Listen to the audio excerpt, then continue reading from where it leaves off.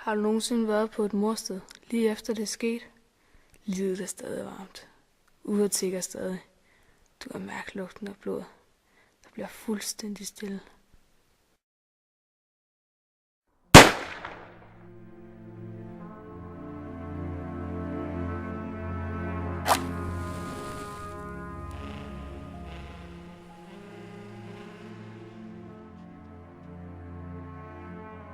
Det er koldt.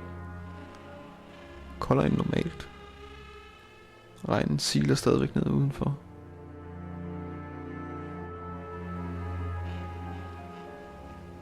Jeg kan mærke det. Noget stort kommer til at ske i aften.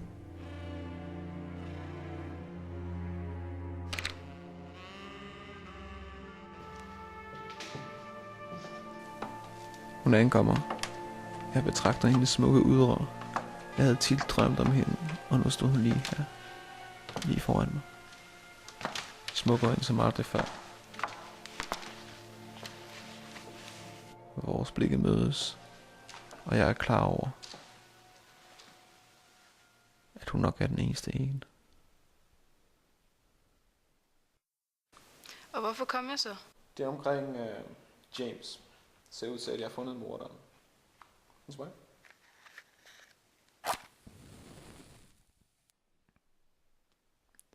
James. En heldig gambler, som havde vundet store summer i byens spillebuer. Starter altid med penge. Mange penge. Han havde en svaghed for smukke kvinder, og hans stjernekarriere sluttede bogstaveligt talt med en kold dukkert, da det fandt ham i havnebassinet.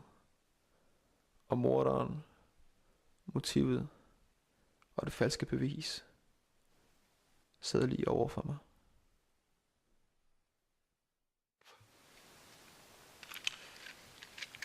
Fortæl mig noget om James. Vi mødte hinanden for et halvt år siden til en af hans pokerturneringer. Vi så ind i hinandens øjne for første gang. Vi gik all in den aften. Det var den lykkeligste tid i mit liv, indtil det skete. Jeg er bange nu. Jeg er bange nu, når jeg lægger mig til at sove, at jeg ikke vil kunne vågne op igen. Jeg har behov for en, der kan ligge hos mig og gøre mig tryg, så jeg kan falde i søvn i hans arme. Pænt stykke fiktion. Jeg forstår ikke. Du lyver. Du har ingen beviser imod mig. Nej, du er også ret god til at skaffe dig af med beviser, ikke? James blev fundet druknet ude i havnebassinet. Rigtigt nok. Men den 13. i 3.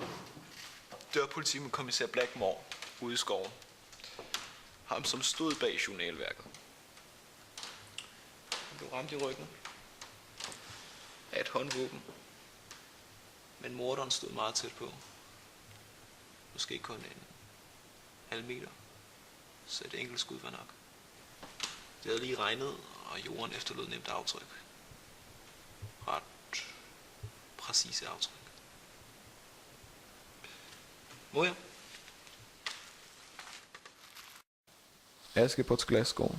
Et falsk bevis, som passer perfekt ind på en ægte historie. Hun havde begået det ultimative mord, så måtte improvisere mig frem.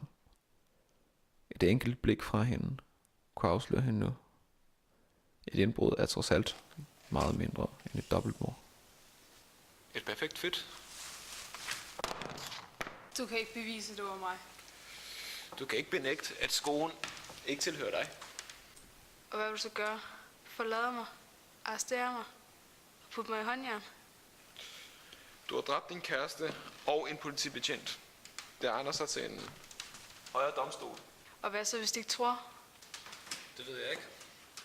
Så må jeg selv håndhæve straffen.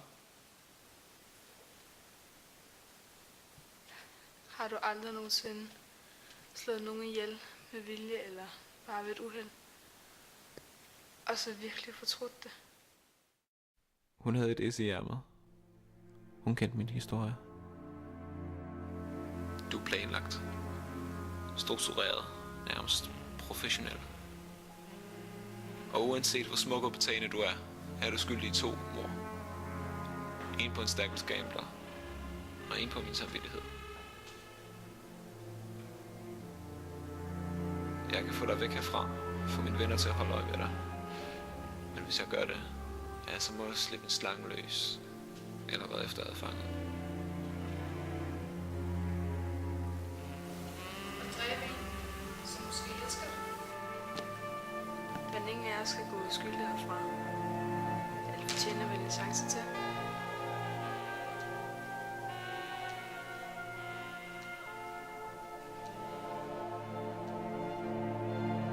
Jeg vidste, noget stort ville komme til at ske i aften.